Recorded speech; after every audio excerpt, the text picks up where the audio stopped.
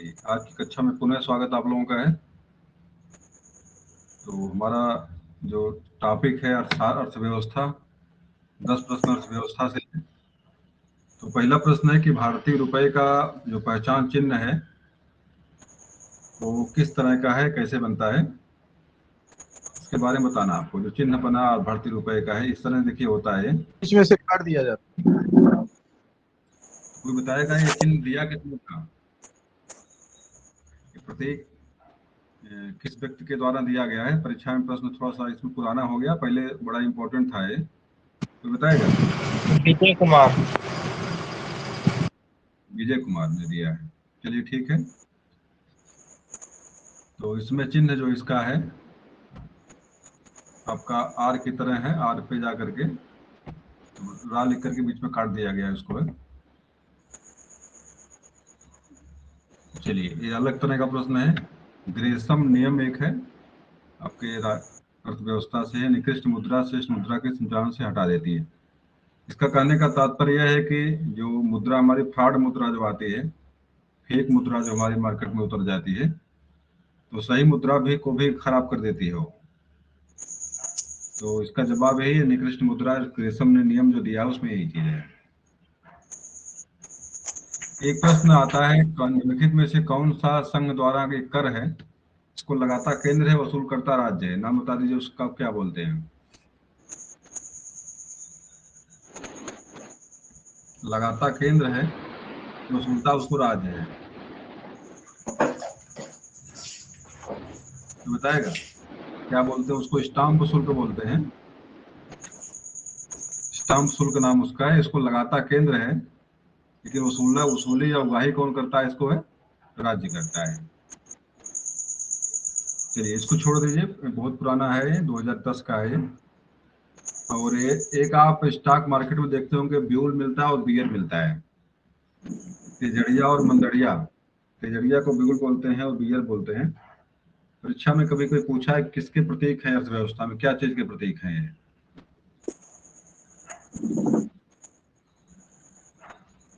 जो साढ़ होता है, गुर्राता, वो साढ़ दिखाई पड़ता आपको है, और कहीं कहीं पर तो किसका प्रतीक है ये अर्थव्यवस्था में?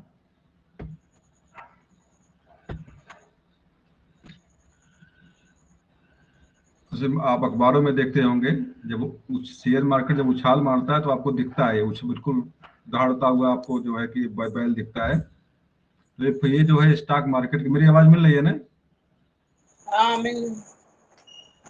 आवाज मिल रही, ठीक है। अगला प्रश्न पे आ जाइए।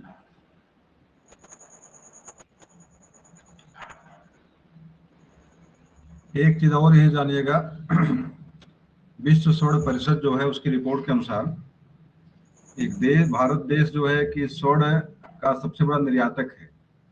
गहने के रूप में यहाँ पे जो है, जो पहनने के लिए, सोनों के लिए, अक्सर शादी विवाह में सबसे बड़ी खरीदारी सोने की ही भारत में होती है। तो एक गहने के रूप में बड़ा इसका प्रचलन भारत में है, और सबसे बड़ा खरीदार देश जो विश्व मार्केट सोने का है उसमें भारत है। परीक्षा में प्रश्न आया भी कई बार। हार्ड, अगला प्रश्न हमारा, हार्ड करेंसी क्या चीज है? तो बताएगा हार्ड करेंसी क्या होती है? तो बताएगा हार्ड करेंसी क्या है? साक्ष्य मुद्रा। देख लीजिए जवाब इसका, वह मुद्रा जिसकी आपूर्ति मांग की अपेक्षा कम हो। वह मुद्रा जिसकी आपूर्ति मांग की अपेक्षा कम हो, मतलब मांग ज्यादा हो और इसकी आपूर्ति कम हो, मतलब मांग जबरदस्त हो, इसकी डिमांड ज्यादा हो लेकिन जो है उपलब्धता बहुत कम हो, उसी को हार्ड करेंसी बोलते हैं। वह मुद्रा जिसकी आपूर्ति माने जहां से आती है मांग की अपेक्षा कम हो, मतलब कम मात्रा में आए लेकिन मांग बहुत ज्यादा उसकी रहे, उसी को हम हार्ड करेंसी बोलते हैं। चलिए आगे कुछ प्रश्न आपके यन्नू से हैं।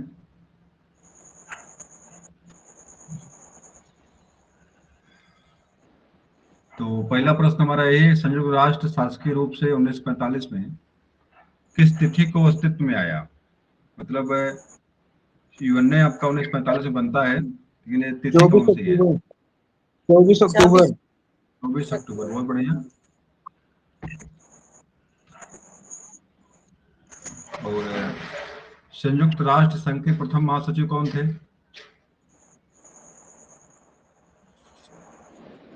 वर्तमान प्रथम पूछा है, वर्तमान में प्रथम पूछ रहा है। प्रथम महासचिव कौन थे? त्रिवेली त्रिवेली त्रिवेली। है। बहुत बढ़िया, त्रिवेली नाम है उनका। और ये भी प्रश्न इंपॉर्टेंट है, निम्नलिखित में से कौन सा देश संयुक्त राष्ट्र का 193 वाला देश है? 193 वाला देश है, तो देश कौन सा है? सूडान। बहुत बढ़िया, तो सूडान, दक्षिणी सूडान है इसमें। तो वर्तमान में महासचिव कौन इसके हैं? Antonio Guterres. Antonio Guterres. Antonio Guterres हैं, पुर्तगाल के शायद हैं। कहाँ के, कोई बताएगा? हाँ? हैं कहाँ के, कोई बताएगा? चलिए, फिलहाल अमेरिका में ही रहते हैं, लेकिन हैं दूसरे देश के हैं, अमेरिका के निवासी नहीं है मूल रूप से। वर्तमान निवास इनका अमेरिका में ही है। चलिए, ये देखिए प्रश्न तो है लेकिन बहुत महत्वपूर्ण नहीं है। ये बताइए, IAEA का मुख्यालय कहाँ पे है? IAEA का मुख्यालय कहाँ पे है? मुख्य रूप से अंतर्राष्ट्रीय परमाणु ऊर्जा एजेंसी है, जो परमाणु विस्फोटों को लेकर के नियंत्रित करते हैं, मतलब प्रसार कम इसका हो। उसका मुख्यालय कहाँ पे है IAEA का?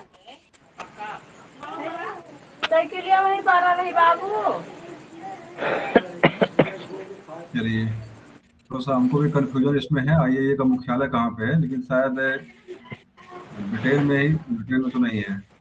चलिए जाने दीजिए, याद नहीं समय में आ रहा है कहाँ पे मुख्यालय इसका है। ये परीक्षा में प्रश्न आया हुआ है। ये देखिए, ये तो महत्वपूर्ण नहीं कौन, लेकिन ये पूछता है कि IMF का मुख्यालय कहाँ पे है? अंतर्राष्ट्रीय मुद्रा कोष IMF का मुख्यालय कहाँ पे है? Washington DC। सारे जो धन की जो भी व्यवस्था है यूएनओ की, आपकी मतलब मौद्रिक व्यवस्था जो भी है यूएनओ की, सब के सब आपके जो है अमेरिका में ही है। अमेरिका ने अपने अंदर इसको रखा हुआ है ऑलरेडी। तो सारी एजेंसियां का मुख्यालय आपके अमेरिका में ही मिलेगा।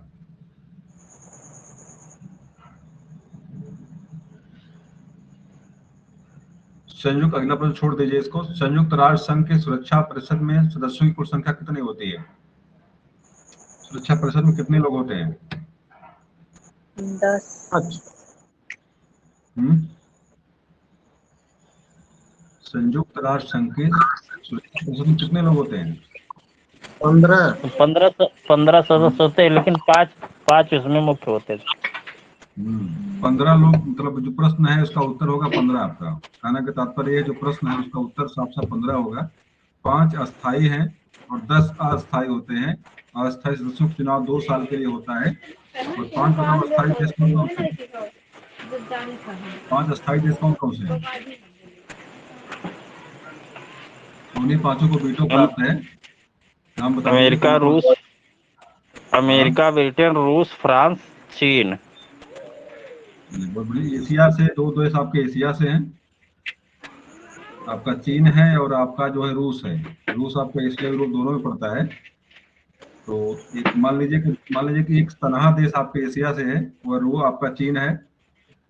और यूरोप से आपका फ्रांस है, इंग्लैंड है और रूस है। 3 देश आपका, आप जो है इसको आप जो है कि यूरोप से मान सकते हैं।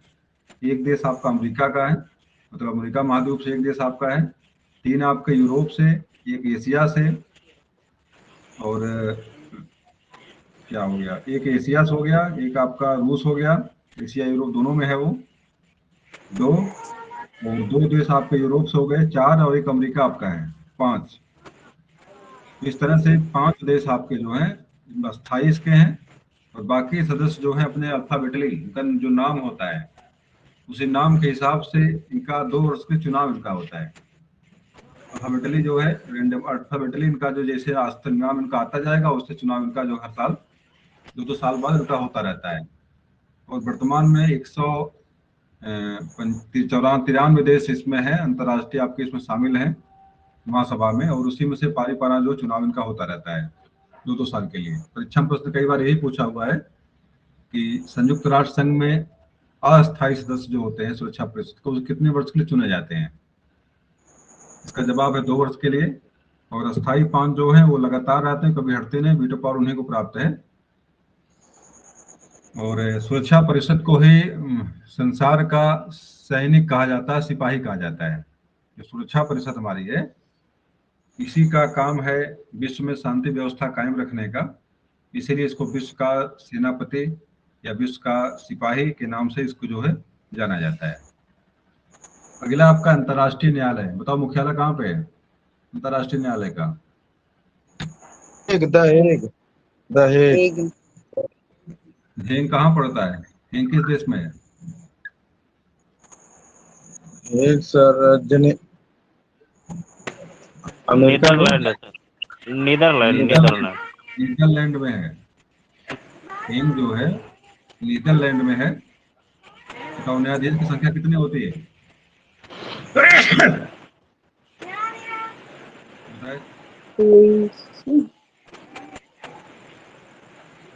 संख्या कितनी होती है? कितने वर्ष में चुनाए जाते हैं? कितने वर्ष के लिए?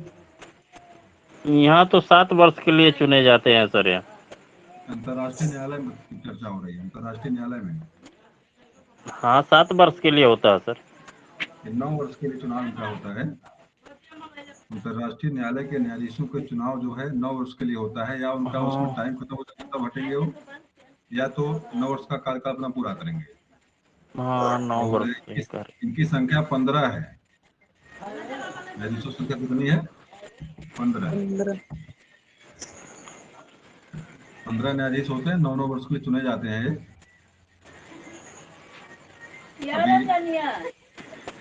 चलिए जरा खेलकूद से आ जाए, इसमें प्रश्न आपके करंट से दिए हुए एकदम प्रश्न है, तो जवाब दे दीजिए आप लोग, जो आपके करंट से नहीं है।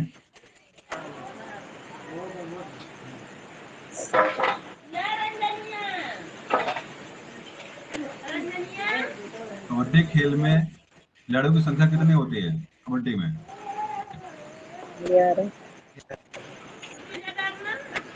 कबड्डी में कितने खिलाड़ी होते हैं कबड्डी में? 7 होते हैं साहब 9 खिलाड़ी है सर, 9। खो में 9 होते हैं, इसमें 7। कबड्डी में 7 होते हैं। छोटे पे बहुत कबड्डी खेला गया है। हाँ हाँ, ये संख्या 7 इनकी होती है, जानिएगा। ये कानूनी मतलब एक तरह से नियम है इसका, 7-7 दोनों लोग होते हैं। और खेलों में उत्कृष्ट प्रदर्शन के लिए कौन सा पुरस्कार दिया जाता है खेलों में भारत में?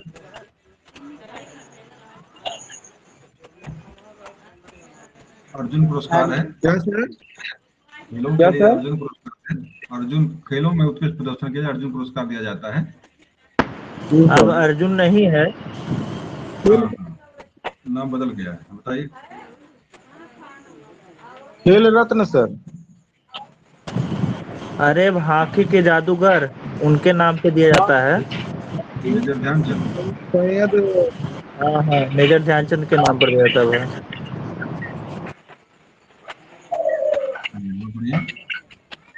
रोजर फेडरर का नाम सुना होगा आप लोगों ने, बहुत चर्चा में हमेशा रहता है ये। इनका संबंध किस खेल से है? बैडमिंटन खिलाड़ी। नहीं सर, टेनिस है। टेनिस का प्लेयर है ये।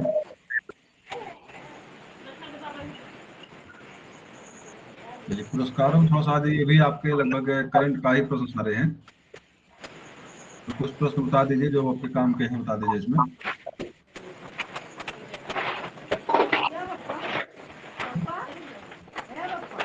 अंतर्राष्ट्रीय पत्रकारिता के क्षेत्र में पुरस्कार दिया मिलता है, बताइए कौन सा पुरस्कार मिलता है पत्रकारिता के क्षेत्र में भारत में? पुलित्जर पुरस्कार। बहुत बढ़िया। पुलित्जर पुरस्कार है जो मिलता है, अंतर्राष्ट्रीय पुरस्कार पत्रकारिता क्षेत्र में मिलता है भारत में। नोबेल को लेकर 1901 में पुरस्कार प्रारंभ किया गया था, और पुणे देखिए अर्जुन अवार्ड पुणे आ गया है, तो इसी को आपका मेजर ध्यानचंद कर दिया गया है। तो आपका खेल का ही है, ये खेल पुरस्कार से संबंधित है। भारत रत्न पुरस्कार पाने वाले प्रथम भारतीय कौन थे?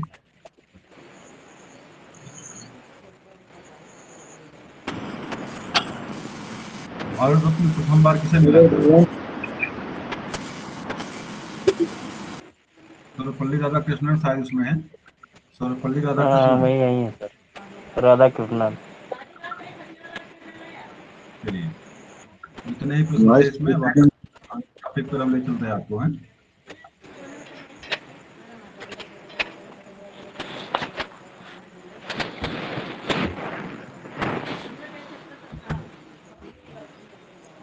यहाँ थोड़ा सा प्रश्न हमने दबाया, काटा नहीं है,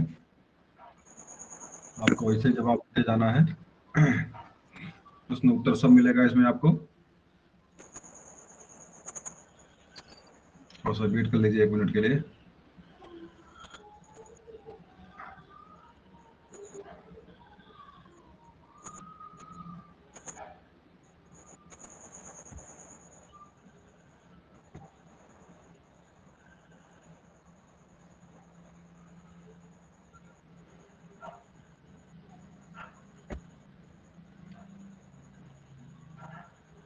एक मिनट जी, स्क्रीन दिख रही है आप लोगों को? इसमें जी जाग्रफी को लेकर प्रश्न है, लगभग 50-60 टन जाग्रफी को लेकर के हैं। थोड़ा सा मैं इस पे काम नहीं कर पाया हूँ, मतलब आपके प्रश्न को दबा नहीं, मतलब ढक नहीं पाया हूँ, तो जवाब वैसे चर्चा हम लोग करेंगे। देखिए, पहला प्रश्न इसमें है, भारत के क्षेत्रफल की दृष्टि से भारत का विश्व में कौन सा स्थान है? तो साफ साफ जवाब यहाँ पे है, स्थान कौन सा है। तो यहाँ पे दिया है 7वां स्थान है, लेकिन आप लोग बताना है प्रथम स्थान इसमें कौन सा किसका है क्षेत्र के दृष्टिकोण से। 7वां तो दिया है यहाँ पे, बताइए पहला स्थान किसका है? यूएसए, अरे उसका रसिया का। अभी मैंने एक चर्चा, एक सूत्र बताया था इस पर। रुक चीन क्या है, कैसे था, आ भारत। रुक चीन अब आए भारत। हाँ, तो पहला नंबर 1 किसका बताइए है? नंबर 1 किसका विश्व में, कौन सा देश है? रूस। तो रूस। उसके बाद कौन सा देश है? रूस, कनाडा, अमेरिका। कनाडा है, और उसके बाद अमेरिका है। वो अमेरिका माने आपका ब्राजील। यूएसए, आपका यूएसए। यूएसए, अमेरिका मतलब आपका यूएसए है, संयुक्त राज्य अमेरिका है। कनाडा का मतलब कनाडा है। और इसके बाद बताइए। ब्राजील। ब्राजील भी ठीक। आपका रूस हो गया, कनाडा हो गया, अमेरिका हो गया, ब्राजील। आपका 7वें नंबर पे आपके भारत है।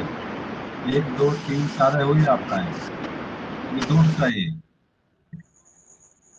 रुक अमेरिका, आ चीन इसके बाद है, चीन का नंबर से चीन है। ऑस्ट्रेलिया है, कनाडा के बाद चीन है। पुणे आपका ऑस्ट्रेलिया है, और उसके बाद का नंबर किसका है, आपका भारत का है। तो देखिए, पहला नंबर आपका रूस है विश्व में, दूसरा कनाडा है, तीसरा आपका अमेरिका है, और उसके बाद आपका ब्राजील है, उसके तीसरे बाद में आपका चीन है। चीन है। बताइए, हाँ बताइए। तीसरे में चीन है। हाँ, क्या तूने बताइए, एक बार स्पष्ट करिए। हाँ, तीसरे रुक नंबर पे चीन चीन अब है। आ भारत। ये उससे ही थोड़ा सा उल्टा हो गया, रुक चीन अब आ भारत है। हाँ हाँ, रुक चीन है, ठीक, बहुत बढ़िया। रुक चीन अब आ भारत, बहुत बढ़िया। तो रूस के बाद आपका जो कनाडा है, तब चीन यहाँ पे आता है। अब से आ से आपका अमेरिका है, बा से आपका ब्राजील है, और आ से ऑस्ट्रेलिया है, और भा से भारत है। रुक चीन अब आ भारत, ये सूत्र था आपका। ये सूत्र ने काम किया है, मेरी गलती हो गई थी। तो इस तरह से प्रश्न आपकी परीक्षा में जो है आते हैं, कुछ चीजें कहीं से भी पकड़ लीजिए, आपको दिमाग में रहना चाहिए। तो ये सब चीजें आपको सूत्र से ही याद करना पड़ेगा, नहीं तो भूल जाएगा। क्रम इसका गड़बड़ा जाएगा, डिस्टर्ब हो जाएगा। याद बहुत बढ़िया, आपका दिमाग रहे तब याद रहेगा आपको, या तो आप सूत्र से इसको याद कर लीजिए। अगला प्रश्न देखिए इसी तरह से बिल्कुल है, जनसंख्या की दृष्टि से भारत का विश्व में कौन सा स्थान है जनसंख्या में? दूसरा दूसरा स्थान, पहला कौन है? पहला कौन है? चाइना। पहला आपका जो है इसमें चीन है जनसंख्या में, और दूसरा स्थान भारत का है। बहुत बढ़िया। तीसरा यूएसए। तीसरा स्थान किसका है? यूएस अमेरिका का। तीसरी बार हमने भी सर्च नहीं किया है कौन है, शायद इसके बाद शायद आपका बांग्लादेश आता है। नहीं, तीसरा सर, तीसरा इंडोनेशिया है। इंडोनेशिया, पुणे के बाद बांग्लादेश है। नहीं, इंडोनेशिया है सर, तीसरा इंडोनेशिया, हाँ इंडोनेशिया। इंडोनेशिया है तीसरा। अगला में आ जाइए, अगले पे आ जाइए। भारत के उत्तर में कौन कौन से देश है? उत्तर में कौन कौन से देश भारत के हैं? उत्तर में मतलब जो भारत आपका है इसके उत्तर में कौन कौन से देश यहाँ पे है? इस साइड में देश कौन कौन से हैं? नहीं, उत्तर तो आपका एक पश्चिम हो गया आपका, ये उत्तर आपका ऊपर हो गया। तो उत्तर में देश कौन कौन से भारत के हैं? यहाँ तो आपका चाइना है, ये पोर्शन आपके नेपाल का है, और भूटान आपका जो है, भूटान क्षेत्र तो यहाँ से लेकर यहाँ तक पड़ा हुआ है, इस पे ऊपर वाले पोर्शन पे, यहाँ पे भूटान आपका है। तो 3 देश आपके उत्तर में है भारत के, चीन, नेपाल और भूटान। अच्छा बताओ पूरब में देश कौन कौन से, पूरब में कौन कौन से हैं यहाँ पे?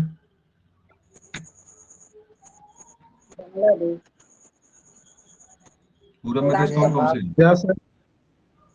पूरब में देश कौन कौन से हैं भारत के? म्यांमार और बांग्लादेश। हाँ, बांग्लादेश आपका है और बर्मा है, म्यांमार है। जो यहाँ पे उत्तर में बताए हैं, उत्तर में चीन थोड़ा है। चीन किधर है? चीन तो आपका जो है इसके उत्तर पूर्व में कोने में पड़ेगा, लेकिन उत्तर में अगर हम देखें तो तजाकिस्तान, कजाकिस्तान, उज्बेकिस्तान ये सब है। अरे भाई, तजाकिस्तान की सीमा कहाँ भारत से टच करती है? उत्तर में है चीन का ही है। तजाकिस्तान की सीमा भारत में कहाँ टच कर, अब तो चाइना चाइना ने कब्जा कर लिया उस पर है। अब तजाकिस्तान और बाकी चीजों, मतलब कहने के तात्पर्य जो सीमाएं, सीमा को लेकर बात हो रही है, जिसकी सीमाएं मिलती हैं। और चीन का पूरा पूरा उत्तर में ही चीन तो पकड़ा हुआ है, पूरा पूरा आपका जम्मू कश्मीर से लेकर के आपके नेपाल तक जो है आपका चीन चपका हुआ है। तो उत्तर में चीन नहीं, कहाँ पे चीन है? ये चीन तो पूरा पूरा उत्तर में ही है। हाँ, भूटान और आपका नेपाल जो है, नेपाल भी उत्तर में है और भूटान भी उत्तर में है। तो ये इसमें कोई दुविधा नहीं है, चीन उत्तर में नहीं, चीन तो पूरा उत्तर में है। भारत के उत्तर में तो चीन है और कोई देश है नहीं वहां पे। और पूरब में, जो भारत के पूरब में बांग्लादेश और आपका म्यांमार, यहाँ से लेकर यहाँ तक म्यांमार है, भारत के अंदर घुसा हुआ जो है बांग्लादेश आपका यहाँ पे है। बांग्लादेश भारत के मतलब अंदर ही घुसा हुआ है। तो पूरब में आपके 2 देश हो गए, बांग्लादेश आपके हो गए, म्यांमार हो गया। बताओ पश्चिम में देश कौन कौन से भारत के पश्चिम में यहाँ पे? पाकिस्तान है, अफगानिस्तान। पाकिस्तान और अफगानिस्तान, 2 देश भारत के पश्चिम में है, पाकिस्तान और अफगानिस्तान। और अगर हम बात करेंगे सबसे उत्तर की बात करें, देश कौन सा होता है उत्तर में हो जाएगा यहाँ पे? यहाँ देश कौन सा है? उस देश यहाँ पे कोई नहीं है, स्थलीय देश कोई नहीं है। लेकिन समुद्री देश की बात करेंगे तो यहाँ पे आपका यहाँ पे आपका जो है श्रीलंका है, यहाँ पे आपका श्रीलंका। और पुनः समुद्री सीमा को लेकर बात करेंगे तो यहाँ पे आपका इंडोनेशिया है, यहाँ पे आपका एक देश यहाँ पे मलाया है। और इस तरह से कुछ देश आपके भारत के पड़ोसी देशों में आते हैं। लेकिन स्थलीय सीमा को लेकर बात करेंगे तो आपके जो मेन देश आपके चीन है, आपका अफगानिस्तान है, नेपाल है, भूटान है, म्यांमार है, बांग्लादेश है, पाकिस्तान है, अफगानिस्तान है, आपके जो है स्थलीय सीमा जो का निर्माण करते हैं उसमें आते हैं। अगला आ जाइए, सागर को लेकर बात करें तो इधर कौन सा सागर है, इधर इस पे सागर कौन सा इस पे है, यहाँ सागर कौन सा है? अरबियन सी। अरब सागर यहाँ पे है। और भारत के पूरब में ए वाला पोर्शन किसका है बताओ, ए वाला पोर्शन किसका है यहाँ पे? बंगाल के किसका खाड़ी। portion? यहाँ पे बंगाल की खाड़ी है, यहाँ पे आपका अरब सागर है। और ये दोनों पानी जो है अरब सागर का और बंगाल खाड़ी का पानी हिंद महासागर का ही पानी है, किसी अन्य सागर का पानी नहीं है। अलग बात है कि थोड़ा सा इनके एरिया को देखते हुए इनका नाम बदल दिया गया है। वास्तव में अरब सागर और बंगाल खाड़ी जो है हिंद महासागर का ही पानी है। तो भारत के जो प्रायद्वीपीय भारत है यहाँ पे हिंद महासागर का ही पानी है। इसलिए परीक्षा में प्रश्न कभी अगर देता भी है भारत किस महाद्वीप में स्थित है, इसका जवाब क्या रहेगा आपका? हिंद महासागर में स्थित है। चलिए अगला आ जाइए। देखिए यहाँ पे एक चीज दिया पूछा हुआ है, अभी मैंने कहा कि भारत किस महासागर में स्थित है, तो यहाँ पे लिखा है हिंद महासागर में स्थित है।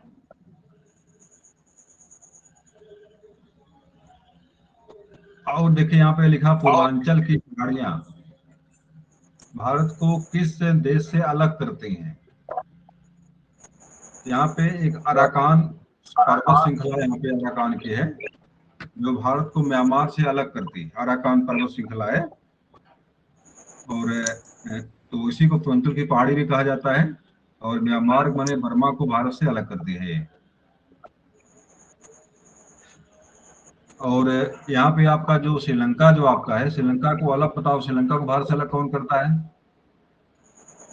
श्रीलंका को पाक जमडमरुमन। जब मन्नार की खाड़ी, इसी का एक नाम और कहीं कहीं मिलता है, मन्नार की खाड़ी और पाक जलडमरू मध्य के अलावा भी एक नाम और आता है। परीक्षा में कई बार उसको भी टच किया हुआ है, उसका मुझे नाम याद नहीं आ रहा कौन सा नाम है। पाक जलडमरू मध्य, मन्नार की खाड़ी, और चलिए बाद में आगे बताएंगे। भारत को श्रीलंका से अलग करता है। और अक्षांशीय विस्तार को लेकर बात की गई, मतलब भारत का अक्षांशीय विस्तार कितना है, बहुत महत्वपूर्ण प्रश्न है ये परीक्षा में आपके आ सकता है। पूरा ध्यान बढ़िया दीजिएगा इसको कि भारत का अक्षांशीय, देखिए दो तरह की रेखाएं ग्लोब पे बनती हैं। मान लीजिए ग्लोब अगर आपका ये है, एक आड़ी रेखा बनती है इस तरह से, और एक रेखा आपकी जो है ऐसे बनती है, इधर से बनती है।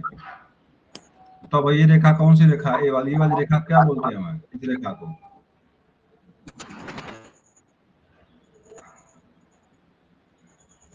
स्क्रीन सबको दिखाई पड़ रही है ना? अक्षांशीय रेखा, विषुवत रेखा।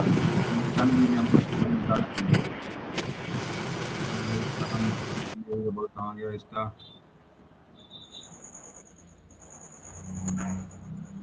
एक मिनट।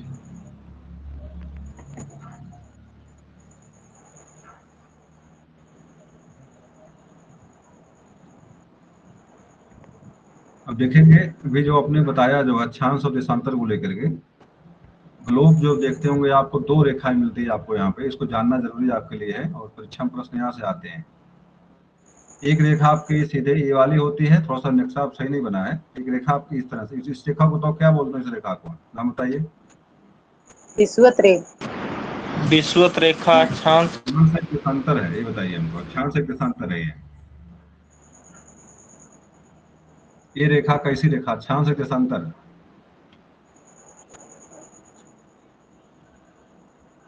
ये जो रेखा पड़ी है, ये रेखा पड़ी, इसको क्या अक्षांश बोलेंगे? देशांतर क्या बोलते हैं इसको? इस रेखा को अक्षांश रेखा अक्षांश तो अक्षांश बोलते हैं। और ये रेखा जो आपकी आई हुई है यहाँ से यहाँ तक जो है, ध्रुवों से ध्रुव को मिला रही, उत्तरी ध्रुव से उत्तरी ध्रुव को मिला, उसको देशांतर बोलते हैं। सही अक्षांश रेखा कितनी धरती पर है? कितनी है? 179। 179 जी सही है। हाँ, देशांतर 181 हो जाता है। अरे भाई देशांतर 360 है, देशांतर आपका 360 होता है। अक्षांश रेखाएं 180। देखिए ध्यान दीजिए थोड़ा सा, कहीं पर 179 मिलेगा, कहीं पर 181 मिलेगा।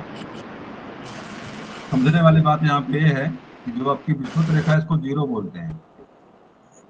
इस रेखा के बाद 90 रेखाएं होती हैं। 90 90 बाएं की तरफ ऊपर की तरफ, 90 नीचे की तरफ, तो 90 90 180 तो यही हो गई। 9 दूना 18, 100 मिल जाएगी, 181 हो जाती है। आपकी 179 कैसे बन रही है? इसको जीरो को छोड़ करके, अरे कैसे होता है? जीरो छोड़ेंगे तभी तभी तो 180 हो जाएंगे।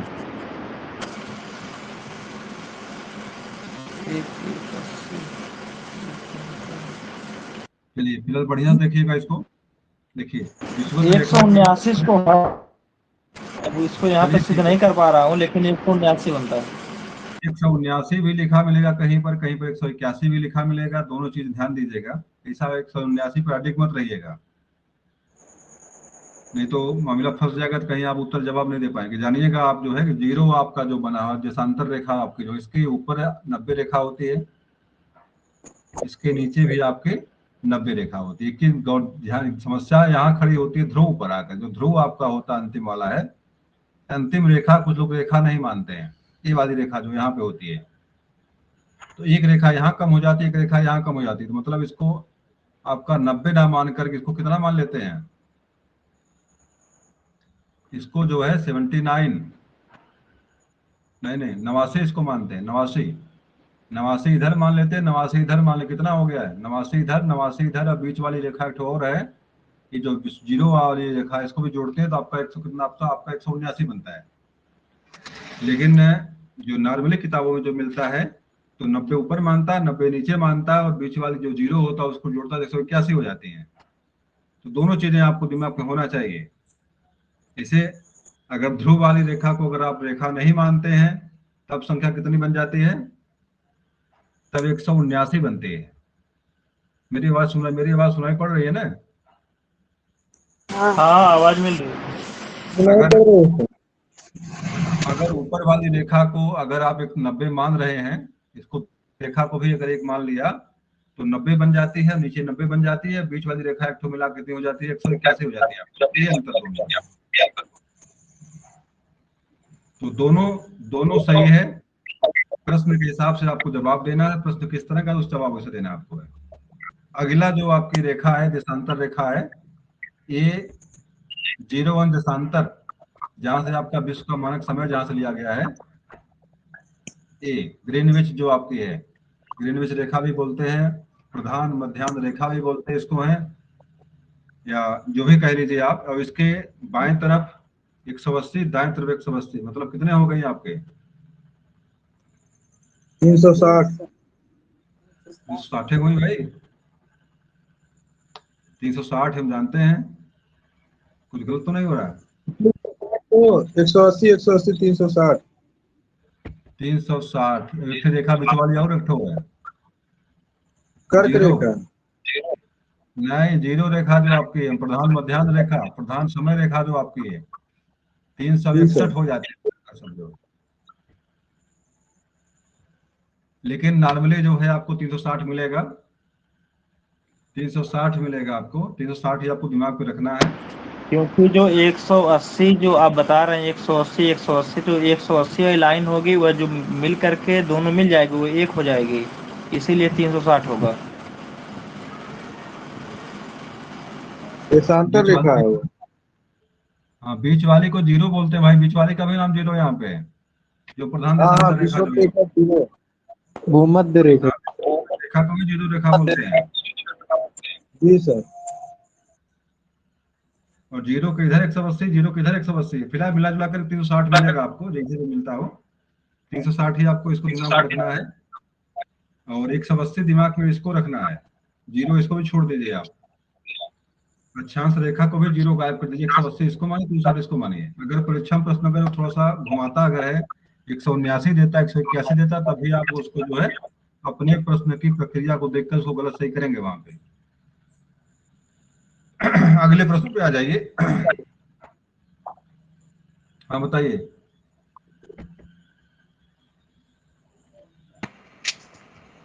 ये देखिए अक्षांशीय विस्तार जो यहाँ पे दिया हुआ है, तो अक्षांशीय विस्तार कितना कितना है।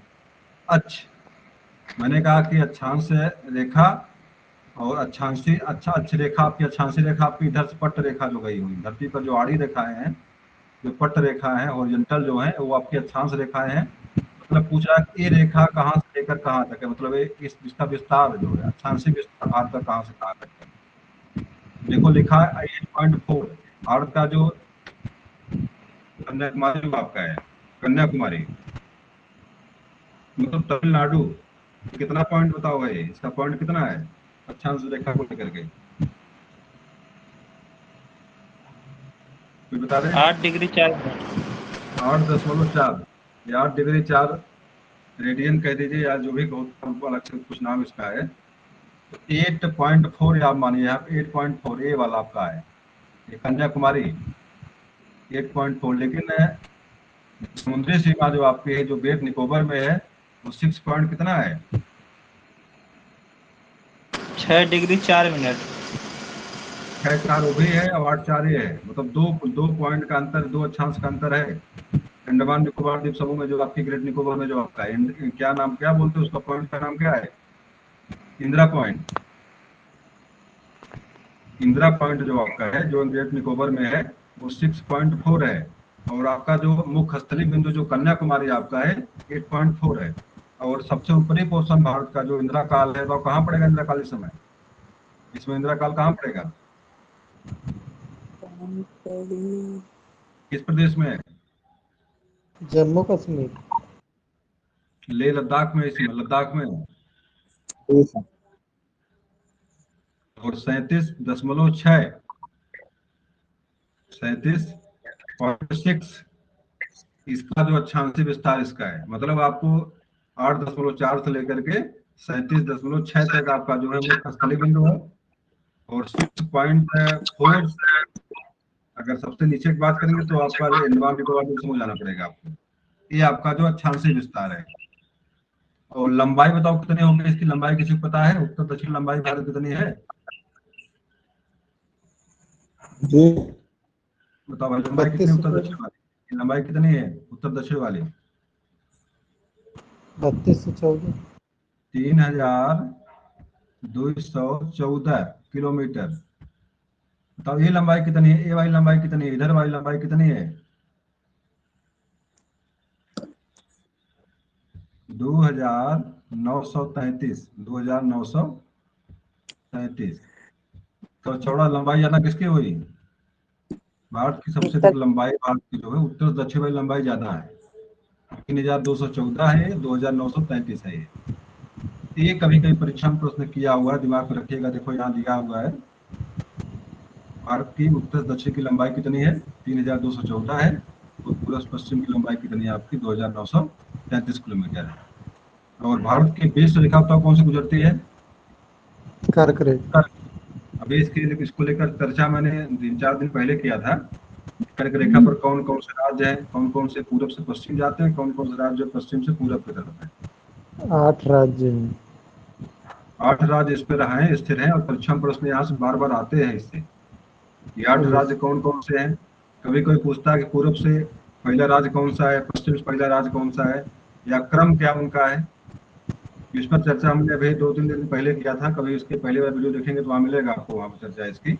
वहाँ ये भी बताया गया कि मतलब अलग अलग कैसे करेंगे आप, कौन सा राज्य कहाँ पड़ेगा, कौन सा पहले है उसके बाद कौन सा। हाँ बताइए। मित्र पर गमछा झार वही है सूत्र। हाँ सूत्र वही है, लेकिन थोड़ा सा उसमें पश्चिम वाला थोड़ा सा आपको टेक्निकल चीज वहाँ पे थोड़ा सा देखना पड़ेगा।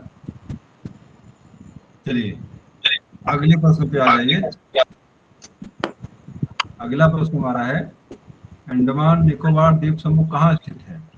तो आपको जवाब तो साफ साफ दिख रहा, कोई समस्या नहीं है, ये साफ साफ लिखा हुआ है, बंगाल की खाड़ी में स्थित है। अंडमान निकोबार द्वीप समूह कहाँ पर है, बंगाल की खाड़ी में। तो राजधानी बताओ कहाँ पे इसकी है, अंडमान निकोबार की राजधानी port Blair. Port Blair. Port Blair है। और जो ग्रेट निकोबार है और वही बगल में इंडोनेशिया है, बहुत अंतर नहीं दोनों में है। ये चैनल उसको अलग करता है, नाम बता दीजिए उसका, चैनल नाम बताइए, चैनल कौन सा है जो दोनों को अलग करता है, ग्रेट निकोबार को और इंडोनेशिया को अलग जो करता है, 8 चैनल डिग्री कौन चैनल है क्या? सा है? 8 डिग्री चैनल है क्या? चलिए बहुत बढ़िया। तो 8 डिग्री है कितने 10 डिग्री कौन सा है वो? 8 डिग्री। शायद कंफ्यूज। 8 है कि 10 है? नहीं मालूम है 8 है कि 10 है। कल 10 वाला ज्यादा हमें 10 लग रहा है वहां पे। 10 डिग्री चैनल वहां पे है दोनों देशों के बीच में। मतलब आपका ग्रेट निकोबार और इंडोनेशिया के बीच में आपका 10 डिग्री चैनल वहां पे है। और ये दोनों को अलग करता है। अब तरीका क्या चैनल का भाई पता मुझे नहीं उसके बारे में है। अगला देखिए लक्षद्वीप दिया है। और लक्षद्वीप कहाँ पर स्थित है? ये आपके अरब सागर क्या में। करना? और इसकी राजधानी कहाँ पर, लक्षद्वीप की राजधानी कहाँ पर है? कवरत्ती। और कावरत्ती है। लक्षद्वीप को मोगा द्वीप के नाम से भी जानते हैं, मरकत द्वीप के नाम से भी जाना जाता है। मुख्य रूप से मोगे की चट्टान से बना हुआ है। अच्छा बताइए मोगे का मुख्य आहार क्या होता है, क्या खाते हैं मुख्य रूप से मोगा?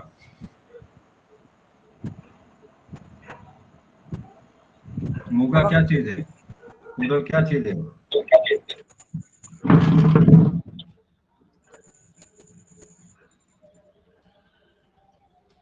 कोई बताए भाई। क्या सर? मोगा क्या चीज है? या कोरल, कोरल भित्ति के नाम से भी लोग जानते हैं उसको है। तो मोगा कोरल क्या चीज है?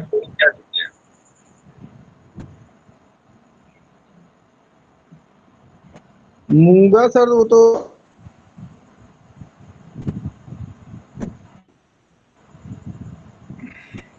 हाँ बताइए। मोगा एक समुद्री जीव है। और खास करके जाने का मुख्य रूप से विशेषता है प्रशांत महासागर के है। कोरल भित्ति का नाम सुने होंगे आप लोग, ग्रेट बैरियर रीफ, महान कोरल भित्ति या ग्रेट बैरियर रीफ का नाम सुने होंगे। नहीं सुने हैं? सुने। अरे भाई बहुत बार चर्चा हमने इसको किया, बहुत महत्वपूर्ण प्रश्न है ये इन्वायरमेंट का। ये हम्म, ग्रेट बैरियर रीफ भारत की सबसे बड़ी कोरल भित्ति कौन सी है?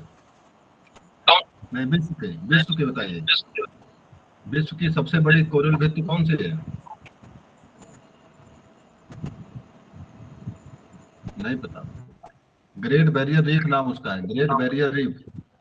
जी सर। काम तो है कहाँ पे? ग्रेट बैरियर रीफ है कहाँ पे? ऑस्ट्रेलिया के बगल में। ऑस्ट्रेलिया के पूरब में है। और ये कोरल भी कोरल मतलब एक तरह से मूंगा जो होते हैं जो समुद्री जीव हैं, इनका मुख्य रूप से इनका आहार जो कैल्शियम है, वह कैल्शियम बाइकार्बोनेट, उसी को खाते हैं। और बहुत तेजी से प्रजनन करते हैं। और प्रजनन करते करते समुद्र के तलछट में जो समुद्र के जहाँ पर 29 से लेकर के जहाँ 35 के जो तापमान मिल जाए इनको, बढ़िया खाने के लिए इनको कैल्शियम मिल जाए, जहाँ पर इनको ये चीजें मिल जाती हैं तो दिन दूना रात चौगुना वृद्धि करते हैं ये। और समुद्र के अंदर एक बहुत बड़े जो है एक भित्ति का निर्माण कर देते हैं, वहां पे उठा देते हैं पूरा, बड़े कलरफुल रंग इनके होते हैं। और इंटर में एक इंग्लिश में पार्ट है ट्रू ब्यूटी, वहां पे एक कोरल रीफ का वर्णन है। मोगे जैसे ओठ जो है, तो मोगे मतलब नारंगी रंग के, अक्सर इनका इनका जो नारंगी रंग के होते हैं, ये गुलाबी रंग के होते हैं। और कलर तो कई रंग के इनके होते हैं मोगे के। तो मूंगा एक क्या है? मूंगा एक तरह से समुद्री जीव है जो समुद्र के तलछट में या समुद्र के तट पे आकर के जो है, जहां पर उसको कैल्शियम मिल जाए बढ़िया खाने के लिए, तापमान 29 से लेकर 35 के बीच में मिल जाए, तेजी से वहां विकास करते हैं और समुद्र के अंदर बहुत बड़े द्वीप का निर्माण कर देते हैं। और आपका लक्षद्वीप, आपका ग्रेट बैरियर रीफ, बहुत सारे द्वीपों का निर्माण जो है इन्हीं के मरने से हुआ है, इन्हीं के खंडहर पे हुआ है। और जीवों के रहने के लिए बहुत बढ़िया आवाज उत्पन्न करते हैं ये। और ये मुख्य रूप से विशेषता आपके जो है प्रशांत महासागर के ही है। अधिकतम कोरल द्वीप जो है कोरल कोरल कोरल के रहने का जो सबसे अच्छा आवाज देते हैं, आपका प्रशांत महासागर ही देता है। अगले में आ जाइए। भारत का दक्षिणी छोर क्या कहलाता है? अभी चर्चा इस पर हुई थी। दक्षिणतम बिंदु भारत का इंदिरा पॉइंट बताओ, बताओ इसका पॉइंट कितना है? कहाँ से किस पॉइंट पे है ये पॉइंट? बोलिए इसका, इंदिरा पॉइंट का अक्षांश कौन सा है? 6.4। 6.4। 6.4। चलिए, इंदिरा पॉइंट को दूसरे नाम से क्या जानते हैं और इसका नाम क्या है? इसका नाम है पिग्मेनियम पॉइंट भी किसको कहते हैं। इंदिरा पॉइंट पॉइंट का एक नाम क्या है? इंदिरा पॉइंट का एक नाम है पिग्मेनियम पॉइंट। अगला है विश्व स्तर पर जो भारत का क्षेत्रफल है कितना पड़ता है? तो 2.4। ये भारत में 100% पूरे विश्व को अगर एक मानेंगे आप, 100 मानेंगे, तो उसमें भारत का क्षेत्रफल कितना है? 2.42 है। और 7वां स्थान तब भी भारत का उसमें है। और जनसंख्या को लेकर देखो, यहाँ 17 लिखा हुआ है। 17% जनसंख्या, अगर 100 लोग खड़े हो जाएंगे पूरे विश्व में, तो भारत का 17 आदमी वहां मिलेगा आपको।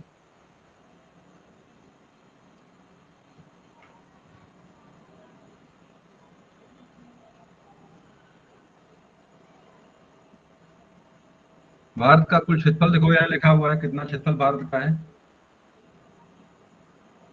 तो 32,87,263 वर्ग किलोमीटर भारत का क्षेत्रफल है। और कहाँ है?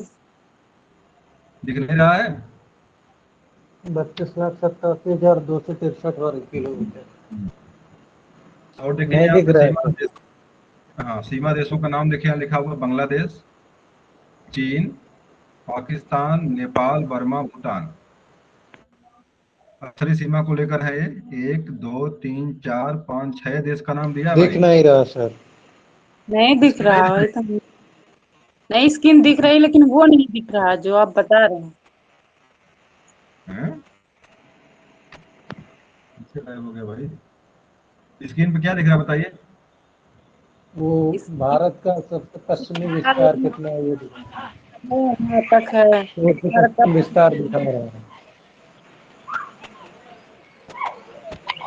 तो हमारे में तो BI केवल दिखा रहा है सर। हाँ, वो भी यही बराबर दिखा रहा है। नेटवर्क गायब लग रहा हमारा है। रुकिए एक मिनट, मैं थोड़ा सा बैक चला जाऊं। लग रहा है हमारा नेटवर्क गायब है।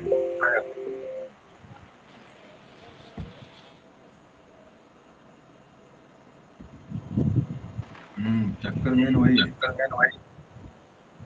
सर उस दिन टेस्ट में 79 क्वेश्चन ही हमारा हो पाया, पता नहीं क्या छुआ गया, उसके अगवा बढ़ ही नहीं रहा था क्वेश्चन में। चलिए, इस बार क्वेश्चन लिखा जा रहा है तो आगे बढ़िया से रहेगा। इसमें क्वेश्चन इस बार टाइप कर रहे हैं, इस बार पीडीएफ नहीं है। अरे तो 78 क्वेश्चन था उसमें। हाँ हाँ, 78 क्वेश्चन थे क्या? 79, हाँ 79 था। 79 था, बस 79। 79 था ही भाई, तो कितना आगे बढ़ेगा वो? हमसे तो सर और आगे होगा। नहीं नहीं, बस 79 हम क्वेश्चन ही थे उसमें। परेशान हो गए पूरा।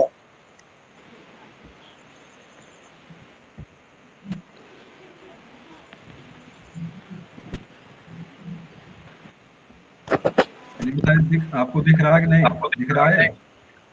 नहीं मुझे सर, नहीं दिख रहा। एकदम गायब है वो दीदी। एक हो रहा था लेकिन दिखा नहीं। हाँ, नेटवर्क लग रहा गायब हमारा हो गया है।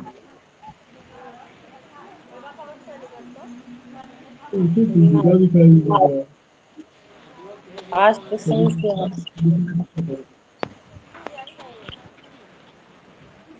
तो चलिए, अगर कहिए तो हम पूछे आप लोगों से, केवल इसको बंद करके इसको प्रश्न केवल करें आप लोगों को, बताइए, बताते जाइए आप लोग। चलिए ठीक है सर, अब कुछ तो जानकारी होगा ही। प्रश्न ही पढ़ते आप लोगों से, आप लोग बताते जाइए।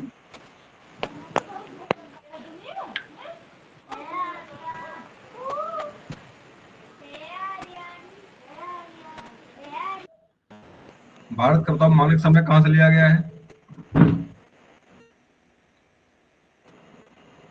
भारत का इलाहाबाद। मौलिक समय इलाहाबाद। इलाहाबाद की नैनी से। बस इलाहाबाद के नैनी से लिया गया, इतना जानिए इलाहाबाद के नैनी से लिया गया। उससे 3-4 जगह इसका नाम मिर्जापुर आता है, कहीं कहीं गोपालगंज देता है, कहीं कहीं नैनी देता है, मुख्य रूप से नैनी का नाम फेमस है, तो नैनी को आप जानिएगा। अच्छा बताइए, किस रेखा से समय लिया गया, बता दीजिए हमको। ये रेखा कौन सी है? देशांतर है, अक्षांश है? देशांत। देशांतर रेखा कौन सा पॉइंट है वो? रेखा का नाम 180। बताइए, रेखा का नाम बताइए, रेखा कौन सी है वो जो इलाहाबाद के निकट से गुजरती है?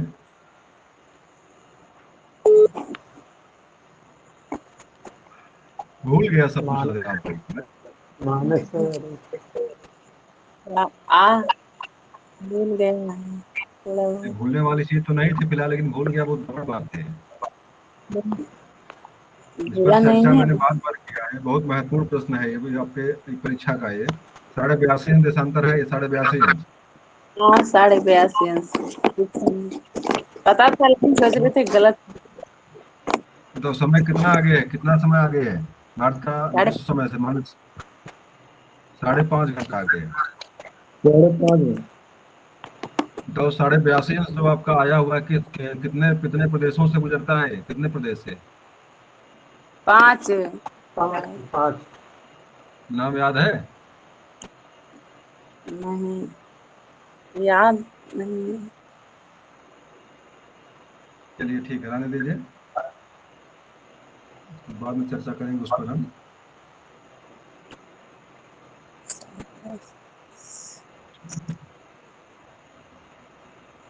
तो भारत की स्थल सीमा की लंबाई कितनी है?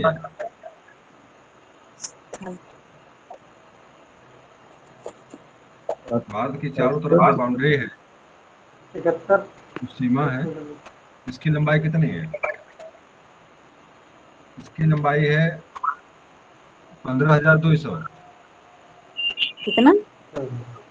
15,200 किलोमीटर लंबाई इसकी है, स्थल सीमा की लंबाई है। 15। बताइए तटरेखा की लंबाई कितनी है? मुख्य भूमि तटरेखा की लंबाई कितनी है? 1200 कितना है? 1200 मुख्य तटरेखा, मुख्य तटरेखा 6100 क्या है? कैसे? 6100 किलोमीटर है ये। मुख्य तटरेखा की लंबाई आपकी 6100 किलोमीटर है। सबसे ज्यादा गुजरात का जो तटरेखा है वही सबसे लंबा तटरेखा है। तटरेखा सबसे लंबी गुजरात की है। और दोनों की बात करेंगे अगर हम, जो है मतलब कुल तटरेखा की लंबाई की बात करें, तब कितना हो जाएगा द्वीप समूह सहित? 7516 किलोमीटर। 75 पचहत्तर 7516 किलोमीटर लंबाई हो जाएगी। Yes sir, yes. चलिए अब रहने देते हैं, मजा नहीं आ रहा है, स्क्रीन नहीं दिख रही, मजा नहीं आ रहा है। चलिए अब आप लोग आराम करिए, रक्षाबंधन कल है। कल है कि परसों है सर? समस्या तो यही है कि सिद्धांत कर्म कल है। लेकिन भद्राद्र का क्या है? छुट्टी हम लोगों की परसों है, लेकिन यहाँ कल है, मनाएंगे हम लोग। क्यों राम तेरे यहाँ पे कब है? हम लोग के कंफ्यूज है, लेकिन 12 को सब मनाएंगे। हमारे यहाँ तो हमारे हमारे यहाँ परसों है। हाँ वही परसों हमारे यहाँ भी। अच्छा आपके यहाँ परसों, भाई हमारे यहाँ भंडारी तारीख कल है। Yes sir. नहीं, हमारे यहाँ पंडित जी को लोगों का गांव है ना, अच्छा अच्छा। तो यहाँ परसों है। तो 2 दिन मनाएंगे लोग। चलिए ठीक है, तो क्लास को यहीं बंद करते हैं। ठीक है सर। चलिए ठीक। सभी लोगों को शुभ शिवरात्रि। रात्रि। और आप और संडे को आप लोग तैयार रहिए, नहीं संडे को नहीं है, 15 अगस्त को ही जो है आप लोगों का टेस्ट रखा गया है। 500 रुपये का इनाम रखा हमारी तरफ से गया है, तो अधिकतम अंक लाइए और 500 रुपये इनाम पाइए। सर हाँ, ठीक है कि नहीं? चलिए ठीक है, सभी लोगों को शुभ